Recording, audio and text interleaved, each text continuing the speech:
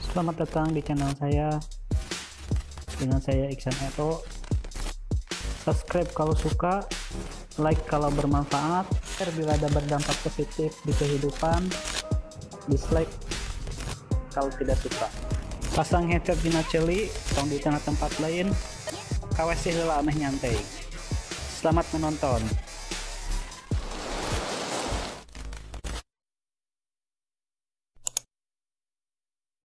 Ya, selamat datang di channel Iksan Ero. Dari kemarin aku bikin video tentang uji kompetensi secara online. Nah, sekarang aku akan kupas tuntas dengan dukun sakti. Dengan dukun Parah ya. sakti, Lain dukun. Pawang. dukun tawang ya. Tuh terjadi orang mana dengan dukun memang, Parahan. dukun, aduh. Dukun. Ya, ini dia Kang Galih Anggara, seorang IT di Stikes Dharma Husada Bandung. Jadi Kang Gali ini punya banyak pengalaman tentang uji kompetensi. Salah satunya uji kompetensi yang dilakukan oleh Aro Stikes Dharma Husada Ya. yang kerjasama dengan Irofin langsung. Nah itu gimana Mang ceritanya Mang? Ya, Assalamualaikum warahmatullahi wabarakatuh. Perkenalkan saya Gali Anggara. Kebetulan di sini saya selaku penanggung jawab di uji kompetensi khususnya di komputerisasinya. Nah, kalau eh, bilang pengalaman sih mungkin ini pengalaman pertama kali mungkin ya untuk Aro lah, kalau misalnya dulu kan sebutnya Aro ya. Kalau Aro kan itu kan lebih ke spesifiknya ke akademi mungkin ya. Kalau kita mungkin kan di sini di Stikes itu kan udah masuknya sekolah tinggi, jadi disebutnya udah ke D3 optometri mungkin begitu ya lebih ininya. Itu Nah, sekarang oke, otometri. mungkin untuk kedepannya juga kita di institusi Stikes dan Maus ada juga pingin menambah lagi atau menambah jenjang yang tadinya mungkin dari D3 optometri, mudah-mudahan di tahun-tahun depan kita punya rencana pengen mengadakan atau menambah istilahnya menambah prodi yang di D3 D4 D4 optometri untuk kedepannya, mudah-mudahan terlaksana juga. Nah, Mantap. kalau bilang untuk berbicara tentang optometri atau refraksi optisi yang sudah berubah nama di tahun ini, kebetulan saya juga salah satu yang diberi amanah untuk mengurus perubahan program studi, yang mungkin program studi di kita yang awalnya mungkin Kang Ihsan adalah salah satu alumni juga yang awal mula namanya dari refraksi optisi. Nah, di tahun ini juga perubahan nama itu sudah berubah, yang biasanya kita sering sebutnya mungkin anak RO, sekarang udah gak bisa lagi anak RO. Soalnya namanya udah berubah jadi optometri begitu. Nah, Anak opto. anak opto kan jadi kurang enak juga sih ya kalau di ini rasa kurang enak juga. Cuman kalau berbicara optometri ini, mungkin ini adalah salah satu pengalaman yang bisa dikatakan kalau nggak tahu ya, kamu mudah-mudahan nggak salah, pertama kali bahwa optometri juga tergabung ke Kementerian Kementerian Pendidikan dan Kebudayaan, atau bisa disebut Kemendikbud.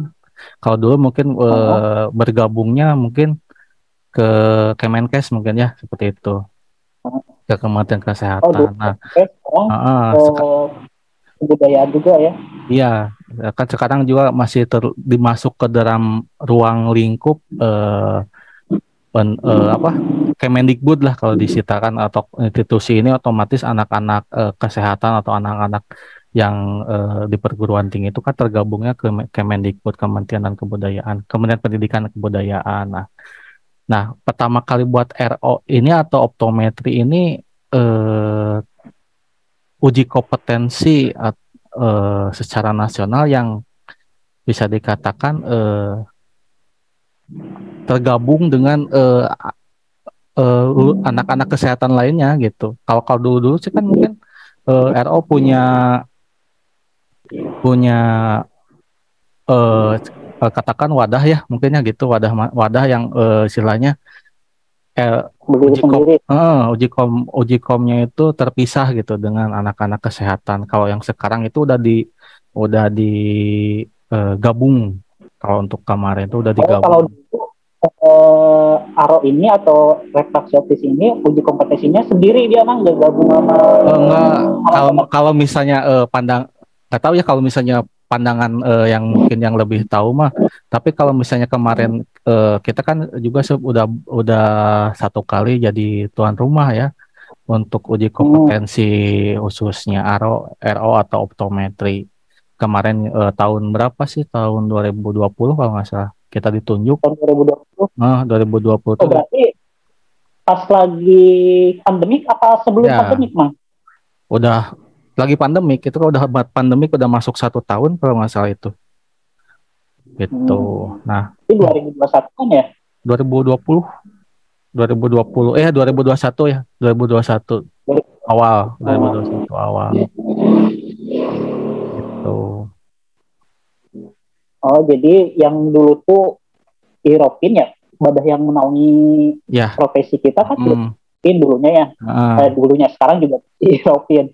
Itu selalu terpisah sendiri gitu, nggak samaan sama fakultas lain gitu Mang ya? Iya, kalau dulu misalnya kayak Iropin misalnya mengadakan atau akan mengadakan uji kompetensi. Nah, biasanya kalau tahun kemarin itu salah satu institusi yang ditunjuknya siapa, penyelenggaranya siapa. Iropin ini menunjuk institusi mau jadi tuan rumah untuk mengadakan uji kompetensi online-nya. Ya, seperti itu. Punya ruang sendiri. Ya, punya ruang sendiri. Ya, jadi tahun kemarin tuh Eropi nunjuk nih kita sebagai tuan rumah, pengadaan soalnya di kita ngolahnya, atau misalnya nggak tahu lah kalau pengolahan soal dan sebagainya mungkin saling juga ya sama institusi yang lain. Nah, cuman selaku server yang ditunjuk, jadi salah satu acuan soalnya itu masuk ke server ini di pusatnya si Tikes Dharma Husada kalau untuk tahun kemarin. Kalau yang tahun sekarang itu, kalau tahun sekarang itu diolahnya sama Kemendikbud gitu. Jadi kemungkinan itu mungkin Kemenkes mungkin ya bekerja sama dengan Kemendikbud selaku penyelenggara.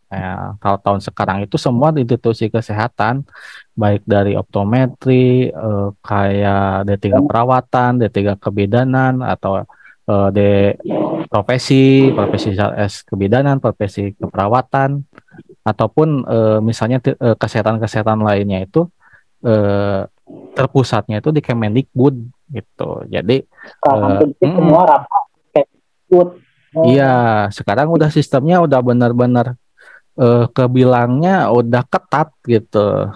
Udah ketat banget gitu. Jadi jangan harap ada kecurangan gitu untuk melakukan atau ujian itu benar-benar ketat. Nah, apalagi sekarang kan ada, kalau dengar saya untuk tahun ini tuh ada wacana itu apakah betul atau tidaknya itu bahwa untuk tahun sekarang kalau uji kompetensinya tidak lulus, dia tidak bisa wisuda gitu. Wacananya seperti itu. Apakah itu nakut-nakutin mahasiswa atau memang wacananya seperti itu? Tapi kan setidaknya bahwa si peserta uji komnya harus wanti-wanti. Seandainya itu terjadi kan memang dirugikan banget gitu. Jadi memang kemarin kan video itu sebenarnya bukan uji kompetensi, tapi EK online, evaluasi kemampuan. Nah, Taman kan lihat videonya. Nah itu menu uji kompetensi sama Eka Online yang kemarin saya update itu sama nggak, Mang? Menunya sebetulnya Pas ya ngerjain soalnya. kemarin saya kurang kurang lihat seluruhnya sih untuk video yang kemarin di-upload. Cuman untuk lebih spesifiknya itu istilahnya begini. Urutannya ya, kalau urutannya kita ngitung urutan misalnya untuk calon peserta itu diwajibkan istilahnya sudah menyelesaikan 6 semester. Karena untuk informasinya gini, kelulusan uji kompetensi tahun ini itu jadi ini kita membicarakan uji kompetensi mahasiswa yang akan lulus ya. betul. Maka mahasiswa yang belum lulus atau mahasiswa yang tidak lulus pada tahun sebelumnya. Jadi bukan alumni yang mau perpanjang STR ya, bukan ya? Bukan. Kalau sudah menyangkut STR dia tidak harus uji kompetensi. Dia udah berkompeten. Kalau udah muncul STR itu alumni itu udah berkompeten walaupun dia tidak mengikuti uji kom kayak tahun-tahun di atasnya gitu.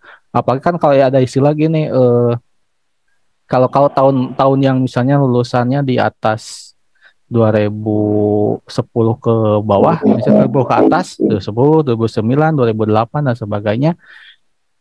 Kalau memang dia lulusan tahun itu, kemungkinan bisa dia tidak harus ikut uji kompetensi. Karena dia disebutnya, jadi yang kemarin, gimana? Bukan uji kompetensi kemarin itu ya, berarti emang evaluasi kemampuan, berarti emang benar ya? Ya, itu mungkin bisanya evaluasi aja gitu. Malahan kalau uji kompetensi itu kan salah satu syarat untuk mendapatkan STR. Tidak akan jadi STR kalau tidak ikut UKOM. Karena UKOM itu harus bersertifikat yang disebut sertifikat kompetensi. Sertifikat kompetensi adalah salah satu syarat untuk membuat STR. Tidak akan jadi STR kalau tidak ada Serkom atau sertifikat kompetensi gitu. Nah berarti mahasiswa yang akan lulus tuh sekarang tuh harus uji kompetensi ya, baru bisa lulus gitu, Mang. Iya betul. Itu wacana ya. Itu kita belum tahu pastinya. Tetapi bahwa ada informasi kalau misalnya lulusan tahun ini tuh UKOM-nya harus lulus. Kalau tidak lulus. Berarti baru tahun ini Iropin langsung masuk ke Kemdikbudnya, Mang ya? Iya, kalau baru tahun ini. Kalau tahun sendiri yang berdiri, Mang ya? Iya, kalau misalnya dulu kan berdiri sendiri, mereka punya wadah sendiri. Jadi kalau tahun ini diwadahi sama Kementerian Pendidikan dan Kebudayaan, jadi sama Kemendikbud. Oke. Nah, kalau dari segi IT, Amang kan yang megang IT di sekitar Husada, itu naruh pekerjaan nggak, Mang? Apakah lebih rileks, lebih nyaman, atau gimana, lebih gampang membuat aturannya di kampus atau gimana, Mang? Dibandingkan dengan kemarin Iropin yang punya wadah sendiri dengan sekarang gabung ke Kemdikbud. Sebetulnya gini, kita kan kalau misalnya mengacu ke sarana dan prasarana, sebetulnya kalau misalnya kita berdiri sendiri itu untuk kita itu berat juga gitu. Karena kan kalau namanya sekelas uji kompetensi itu kan basisnya harus CBT, istilahnya computer based test. Jadi komputernya itu harus memenuhi spesifikasi, kecepatannya harus memenuhi spesifikasi, internetnya juga harus stabil, listriknya juga jangan sampai mati, servernya juga harus memadai, CCTV-nya harus memadai, keamanan harus memadai. Itu harus kombinasinya harus benar-benar sangat kompleks lah istilahnya. Jadi dibandingkan kan enak kalau misalnya kita berdiri sendiri kan otomatis kalau utamanya kita masuknya ke server gitu. Server itu belum tentu kita belum nyoba benar-benar dengan serbuan ujian yang diselenggarakan nasional serempak pada hari itu. Sedangkan kita server juga harus benar server-server yang istilahnya kecepatan internetnya harus dedicate, istilahnya dedicate tuh tidak up down gitu. Karena istilahnya kalau internet sekarang tuh up down, kalau internetnya kecepatannya sekian Mbps tuh belum tentu sekian Mbps, bisa di bawah, gak mungkin lebih, pasti di bawah. Kadang-kadang itu up down, naik turun, gak stabil. Itu dari segi internet. Kalau dari segi server juga kan harus kuat menampung dengan beban yang akses. Beban yang akses itu kan apalagi skala nasional itu yang masuk nggak mungkin sampai ratusan, bisa sampai ribuan. Sekarang kan alumni ARO, RO dan optometri itu kan semuanya senasional diserempakan ujian pada satu hari. Sedangkan pusatnya server ada di kita, itu pasti beban juga itu. Bukan sekelas pemerintah. Dulu tuh Amang kan pernah jadi tuan rumah untuk ujian kompetensi. Nah, jadi itu salah satu yang Amang rasakan yang dulu jadi tuan rumah ya.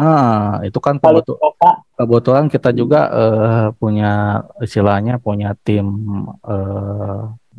IT-nya, tim IT yang istilahnya kabarnya lah istilahnya di sini tuh memang bebannya itu kan namanya kita bertaruh nyawa di situ, bertaruh nyawa dengan sekian orang misalnya, sama ujiannya udah bingung, kalau ditambah lagi dengan koneksi internet yang lemot, apalagi istilahnya server yang ngedown, itu pasti yang lagi ujian tuh beban juga kan. Kita juga kasihan juga lihat yang ujian udah mau dikasih beban buat ujian. Ada ini nggak, Mang? Ada kejadian apa nggak pas Amang jadi tuan rumah, sekitar nggak usah jadi tuan rumah dan Amang sebagai operator ya, disebutnya sebagai operator ujian itu, ada cerita yang ngeselin atau gimana gitu, Mang? Ya kalau misalnya disebut ngeselin namanya juga kan pengalaman ya. Kalau misalnya tidak ada pengalaman juga kan tidak tahu kekurangan dan kelemahan kita dalam sebagai penyelenggara. Kalau misalnya dibilang pengalamannya itu mungkin ya itu servernya down. Server down. Ya pasti mati sih enggak. Kalau ngedown sama mati beda. Kalau mati tidak bisa diakses. Kalau ngedown mah lemot ke soal. Lemot ke soal. Masih mending kalau lemot ke soal. Kalau misalnya soal yang sudah dikerjakan servernya lemot, terus mereka yang sudah mengerjakan ternyata mati, tidak bisa kesimpan atau misalnya gimana gitu, kan agak sedikit beban juga, walaupun misalnya si sistem yang dibuat itu udah bisa menyimpan pekerjaan atau bisa menyimpan ujian yang sudah dikerjakan, tapi kan tidak etis juga lah untuk sekelas ujian nasional tidak serapi itu. Kan seharusnya kalau namanya ujian ya udah aja beban mahasiswa tuh berada di posisi ujian saja, jangan sampai perangkat yang kita gunakan itu banyak trouble gitu. Masalahnya jadi kalau pas kemarin kan Amang pas pertama kali dan tim untuk menjadi tuan rumah dan operator itu banyak ada kendala yang dari server. Nah, kira-kira kalau misalkan ke depannya ada event gede lagi skala nasional, kira-kira Stikes Dharma Husada siap nggak jadi tuan rumah memang? Kalau kemungkinan sih untuk ke depannya kita nggak tahu kita akan jadi tuan rumah lagi atau enggak. Cuman sekarang kan udah sekarang kan masalahnya kan sekarang tuh istilahnya kan kalau sekarang tuh udah diambil alih, udah diambil alih oleh Kementerian Pendidikan dan Kebudayaan, otomatis semua institusi yang menyelenggarakan uji kompetensi itu pasti larinya ke sana semua gitu. Jadi tidak ada yang diselenggarakan oleh institusi masing-masing atau ya istilahnya institusi masing-masing tidak mungkin istilahnya kalau misalnya diambil sama pemerintah ya kemungkinan besar ya udah aja sama pemerintah gitu. Kecuali cuman kalau misalkan ada event tertentu yang memerlukan skala nasional, pasti kalau namanya event secara nasional tentu pasti ada. Nah, contohnya event secara nasional itu kita mengadakan tryout. Jadi sebelum uji kompetensi itu ada tryout dulu. Kita tuh kan biasanya gitu. Kira-kira Stikes Dharma Husada dan tim dari IT-nya siap nggak kalau misalkan nanti ada event skala nasional gitu untuk jadi tuan rumah? Kira-kira kayak yang pertama nggak kira-kira? Bisa, kemungkinan bisa juga sih, bisa juga. Cuman kalau misalnya di apa? Istilahnya diberikan kepercayaan kemungkinan bisa-bisa aja kita menyelenggarakan secara nasional lagi. Tapi mungkin basisnya bukan uji kompetensi ya, basisnya yang lain seperti tryout-nya mungkin bisa aja. Gimana? Kayak emang ya, kalau udah banyak pengalaman, sektor gimana, kuotanya yang kayak gimana yang harus diterapkan ya. Iya, asal dananya memadai buat kitanya, kita juga siap itu. Ya, aduh.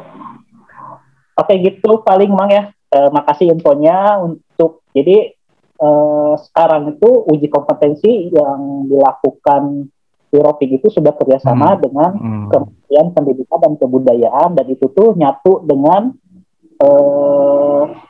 sekolah kesehatan lainnya Mang ya, dengan jurusan kesehatan lainnya.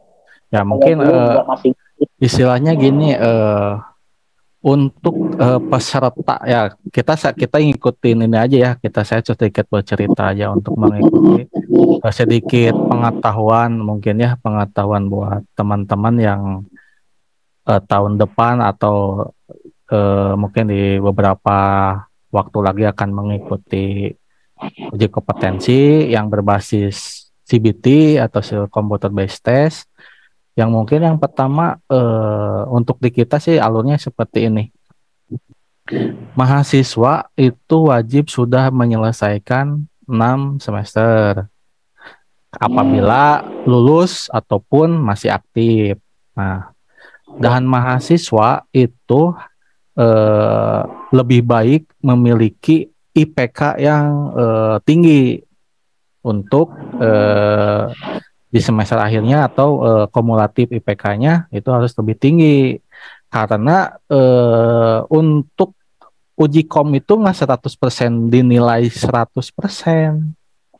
Uji kom itu hanya dinilai antara 40% kalau nggak salah, 40 sama 60% lah sekitar itu. Jadi yang diambil itu hanya 40 sama 60%.